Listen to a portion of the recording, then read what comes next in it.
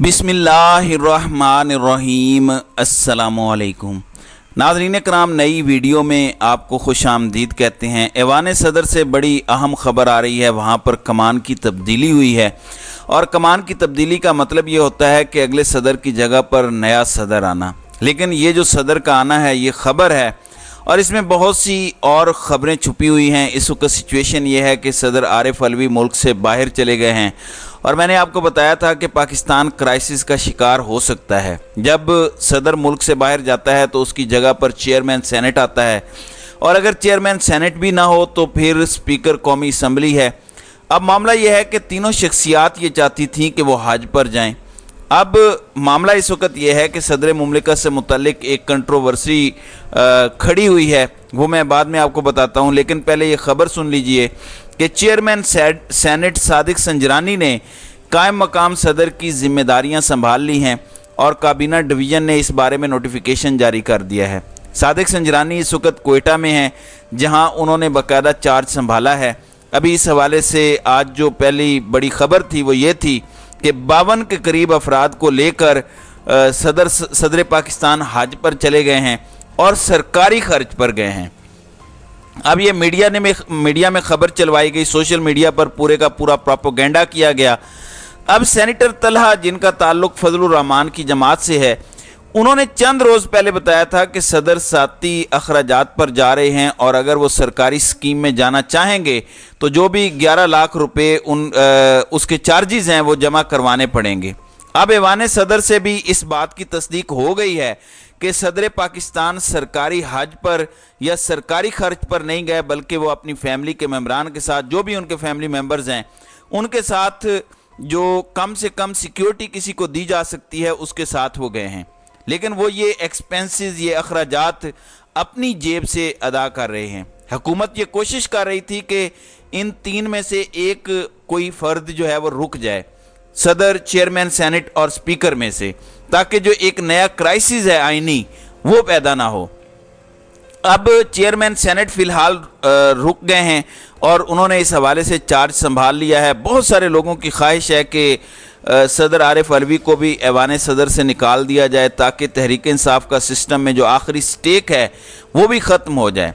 लेकिन उनकी ये खाम ख्याली है क्योंकि इलेक्शन को लेके बहुत सारी बातें हैं और फैसल वाडा ने जो आज नया दावा किया है उसमें ये बात भी शामिल है कि इलेक्शंस तो हो जाएंगे लेकिन वक्त पर नहीं होंगे। और आप जानते हैं कि फैसल वाडा कहाँ से ख़बर लाते हैं, किसके कहने पर वो टीवी पर आते हैं और इस किस्म की फुलझड़ियाँ छोड़ते हैं। उनके मुताबिक चेयरमैन पीटीआई बैलेट के अंदर इलेक्शन का हिस्सा नहीं होंगे और ना ही तहरीक इंसाफ इलेक्शन का हिस्सा होगी। मैंने आपको बताया था कि पीपल्स पार्टी, उनकी क़यादत, नून लीग की क़यादत और कुछ और स्टेक होल्डर्स दुबई में हैं। खबर यह है कि रात को उनकी कोई मुलाकात दुबई के अंदर हुई है। उस मुलाकात में निगरान, सेटअप और दीगर चीज़ें वो सारी की सारी आपके सामने हैं। इससे आपको अंदाज़ा होगा कि चीज़ें किस तरफ जा रही हैं। नाज़रीन कराम, फैसल वाडा ने एक और बात भी की है और फैसल वाडा के मुताबिक इनके 2 ख़ानदानों के जो बच्चे हैं वो अपने वालिदैन से फरमाइश कर रहे हैं कि पापा हमें वज़ीर आज़म बनना है। लेकिन फैसल वाडा के मुताबिक पर्दे के पीछे बहुत कुछ हो रहा है, कौम को नहीं पता, कौम इन नताइज का इंतज़ार करे। और इनके मुताबिक ये कौम के बच्चे शायद वज़ीर आज़म ना बन सकें, लेकिन कौम के बच्चे अगर वज़ीर आज़म ना बने तो जाहिर है फिर बहुत सारे अनयूजुअल किस्म के अलायंस बनेंगे, बहुत कुछ होगा। जिसमें एक बच्चा जिसको सब जानते हैं, उनके वालिद का कहना है कि मेरी ज़िंदगी की बड़ी ख्वाहिश है कि मैं उसको वज़ीर आज़म बनाऊँ। अब ये सारी सूरत हाल डेवलप होती हुई हमें नज़र आ रही है। अब सदर के हवाले से आपको बता दूं कि अगर आप इलेक्शन डिले करेंगे तो आप सदर को आउट नहीं कर सकते। जब तक सदर का इलेक्शन नहीं होगा वो अपना मनसब या ओहदा संभाल के रखेंगे। अब आप अंदाज़ा कीजिए, आज खबर आई कि इमरान खान कोई तब्दीली कर सकते हैं तहरीक इंसाफ की क़यादत के अंदर।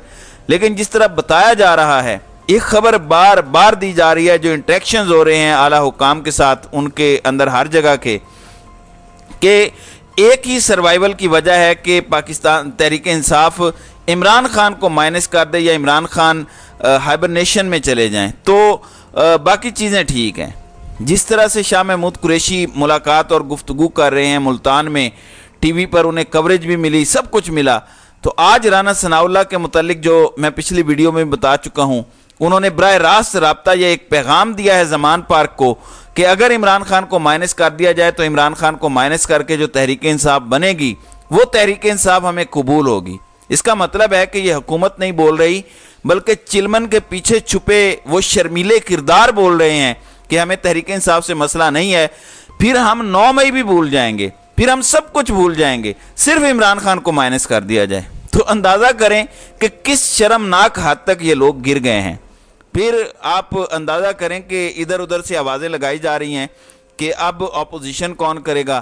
ہاشم ڈوگر جو کل تک عمران خان کے گن گاتے تھے, اب کہتے ہیں کہ شاہ محمود قریشی, اسد عمر اور پرویز خٹک ہی مستقبل میں حقیقی اپوزیشن کا کردار ادا کریں گے. جس جمہوری نظام میں اپوزیشن ختم ہو جائے وہ جمہوریت نہیں رہتی. اب یہ پورے کا پورا ایک ماحول بنایا جا رہا ہے اور اس ماحول میں کہا جا رہا ہے کہ اپوزیشن تحریک انصاف ہی ہوگی, لیکن عمران خان اس اپوزیشن میں نہیں ہوں گے. اور سنجیدگی کا عالم یہ ہے کہ آج قومی اسمبلی نے فائنانس بل 2023 یعنی جو بجٹ ہے اس کو کثرت رائے سے منظور کر لیا ہے اور حکومت نے کوئی 925 ارب روپے یعنی 9401 ارب روپے کا ٹیکس فری بجٹ دیا. آپ اندازہ کیجئے کہ پاکستان میں کیا کچھ ہوتا ہے. آج کورم پورا نہیں تھا, اس کے باوجود نامکمل کورم کے ساتھ یعنی اسمبلی کے کورم کے لیے آپ کو 86 ارکان چاہیے ہوتے ہیں, آج صرف 74 ارکان بیٹھے ہوئے تھے اور کورم نہ ہونے کے باوجود بجٹ پاس ہو گیا. اس سے آپ اسمبلی کی سنجیدگی کا یا پاکستان کی جمہوریت کا اندازہ لگائیے.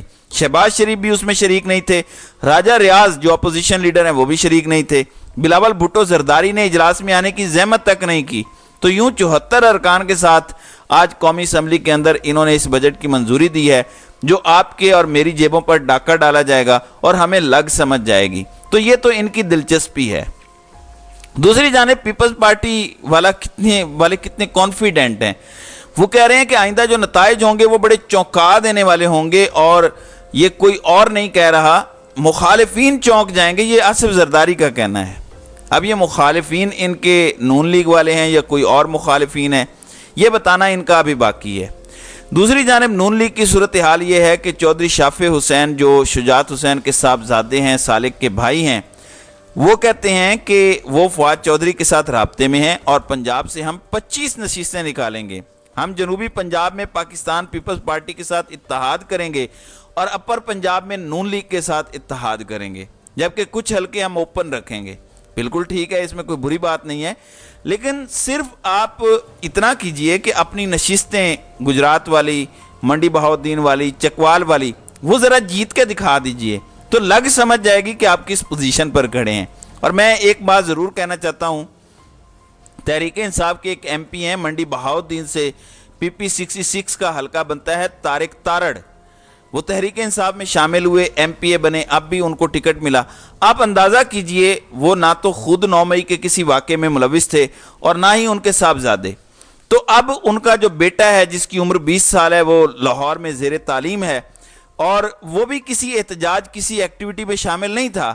اب منڈی بہاؤالدین کی پولیس نے اسے لاہور سے گرفتار کر لیا ہے اور تھانہ پھالیا کے ایک مقدمے میں اس کو نامزد کیا ہے, جس کی وجہ سے اس پر تشدد کی بھی خبر ہے. یہ تحریک انصاف والے دعویٰ کر رہے ہیں, جس کی وجہ سے وہ بہت زیادہ بیمار ہو گیا اور اسے ایک پرائیویٹ ہسپتال میں 4 دن رکھا گیا اور پھر اسے جیل بھیج دیا گیا جہاں اس کی حالت انتہائی خراب ہے. ایسی ہی بات جمشید دستی کر رہے ہیں. انہوں نے ایک ویڈیو پیغام دیا کیونکہ رات کی تاریکی میں ان کے گھر پر ریڈ کیا گیا, گھر میں توڑ پھوڑ کی گئی, لوٹ مار کی گئی, ان کے برادر نسبتی کو اغوا کیا گیا, میری بیوی کو دھکے دیے گئے, تھپڑ مارے گئے, میرا 4 ماہ کا بچہ زمین پر گر گیا. اب یہ ہم کیا کر رہے ہیں؟ اس سے زیادہ شرمناک حد تک اور کتنا گرنا ہے. ہم اپنے بچوں کو تو سلاخوں کے پیچھے ڈال رہے ہیں, ہم اپنے بچوں کو سبق سکھا رہے ہیں. ہم نے تو دشمن کے بچوں کو پڑھانا ہے, ہمیں دشمن کے بچوں کا مستقبل تو بہت عزیز ہے, ان کا بہت بڑا خیال ہے, لیکن اپنے بچوں کو کس راہ پر ڈال رہے ہیں؟ ان کا تو سیاست سے بھی کوئی تعلق نہیں ہے. یعنی جنگ کے اندر بھی خواتین, بچوں اور بزرگوں کو معاف کر دیا جاتا ہے, لیکن پاکستان میں تو وہ بھی نہیں کیا جا رہا. کیا قوم یا تاریخ ایسے گھٹیا کرداروں کو معاف کرے گی؟ مجھے لگتا ہے کہ یہ مستقبل میں ضرور عبرت کا نشان بنیں گے۔ تو ناظرین کرام، آپ کی اس ویڈیو کے حوالے سے کیا رائے ہے؟ آپ اپنی رائے کا اظہار کامنٹ سیکشن میں ضرور کیجیے گا۔